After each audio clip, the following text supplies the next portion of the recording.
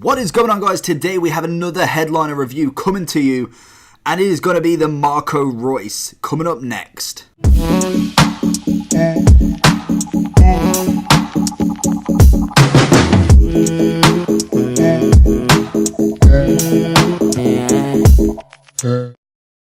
So in today's video we're going to be looking at the headliner that is Marco Reus, and oh my god, this card has got so many versions. He starts off at an 85 gold rare. He then goes up as well as a UCL, an Inform 86. He then has an 87 second Inform. He then has this card, which is an 88 headliner. He then has get ready for this, free player of the months, an 88, a 90 and a 91. So where do I stand with this card personally? Well, we'll get into that. We're looking at some of the basic information first. He will cost you around about 620 to 640k on both consoles at this moment in time, and then 900k on the PC, so obviously it's pretty rare there. Then we've got 4-star skill moves, 4-star weak foot, right footed, 5'11", medium work rates, and overall an alright player, to be honest. He's got 2,284 in-game stats, which compared to the 91, he's got 2,386. So you can see a bit of a difference there, as obviously this one does go up. I don't believe they go up with the man of the match, with the player of the months, because obviously for one this card would be a 92. But I think that is a big drawback for him. If people have already done, say, the 88 squad builder, 90 or 91, especially if you do the second one or the third one, this card probably isn't for you, just because I do not see him getting another 3 or 4 informs by the rest of the season. Obviously, he more than likely will be in the team of the season as well. If you get 3 player of the months, 2 informs, I don't see you not getting into that team of the season. But going into the stats, he has 88 pace with 89 acceleration, 88 sprint speed. He has 90 shooting with 90 positioning, 90 finishing, as well as long shot, 92 volleys and shot power. Then he's got 90 dribbling with 90 agility and ball control, 91 dribbling, 86 composure, 88 reactions, and 84 balance. Then, looking at the physicality of him, this is where a little bit of a drawback for me. He only has 73 stamina, 72 strength, and 75 jumping. Also, I did completely just brush past his 87 passing. He's got 91 vision and short pass, 81 crossing, and 89 free kick accuracy with a 94 curve. So, overall in-game stats are pretty nice apart from the physicality of him. And realistically, that doesn't have too much of an issue with him. The stamina for me is a little bit low for my liking. I do like the 80 plus, like I've said in many videos. It doesn't really necessarily come to grips with a centre-back, maybe, because they don't really run up for me. They stay back, whereas any midfielder and striker / left and right back, personally, I need them to have at least 80. I want them to be able to go the whole 90.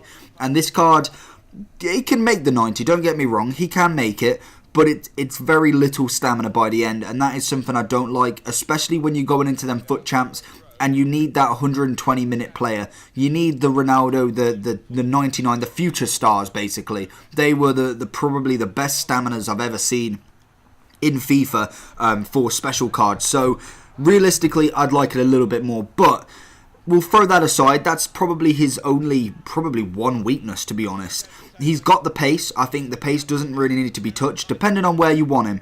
Personally, I like him as that centre-forward striker role. I know he is a cam, and again, he was a left wing. I'm going to say left wing. Yeah, left wing to start with. I like him as that striker. He's got great shooting, great dribbling, decent pace. He's got an alright pass as well if you want to go the 1-2 with your other striker, if you do have 2. Personally, I wouldn't put him as a lone striker. I'd definitely have him as the 2. I play 4-1-2-1-2 bracket 2. So I do have them 2 strikers up there, and then the cam sitting behind. I tried him in the cam, I tried him in the striker, and I really enjoyed him in that striker. Obviously, chemistry styles is a little bit more difficult, as personally I wouldn't touch his shooting and I wouldn't touch his dribbling, which leaves us with pace, passing, physical, and defending.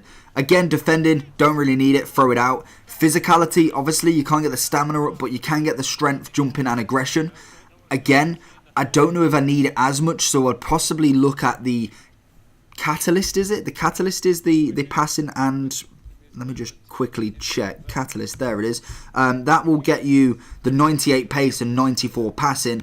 If you wanted to really go all out, you'll get 98 pace and 95 shooting with the Hunter. And then I believe, I don't think there is one for pace and dribbling just alone, is there?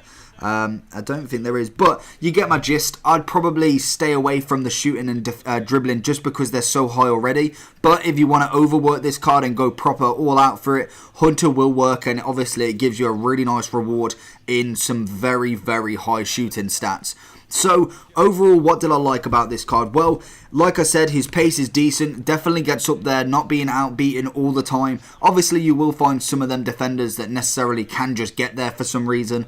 The shooting on this card is fantastic. Again, he is right-footed, so you want to be careful of cutting in. He has got a 4-star weak foot, but sometimes that can be a little bit lopsided, yes and no kind of thing. It is a kind of hit and hope with the left.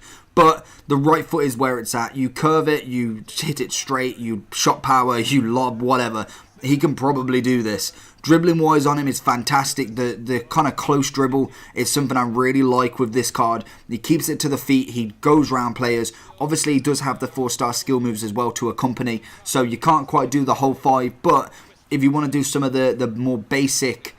I was going to say basic advanced skill moves, but you know what I mean, the 4-star skill moves rather than 3 and 2, the ball roll, the roulette. You can do all them with him, so he's got that already in his locker. Passing wise, fantastic as well. If you wanted to drop him back into a cam and possibly replace another striker, say if you've got a cam you want to replace, again, he can drop in that role, but personally, striker for me is where it's at. So what do I give him overall? Well, personally, if I was going for just this version, and I've played with a pretty much everything but the 91 of this card, I'm going to give him a 9.5. I thought it was absolutely fantastic, and that 0.5 is just to see, can he go any higher than 91? Because if he does, fantastic. Obviously, I'm discluding team of the season because more than likely he'll go up to like a 96, 97, and he will be phenomenal. But that is what I'm thinking. Let me know down below what you believe is the best card.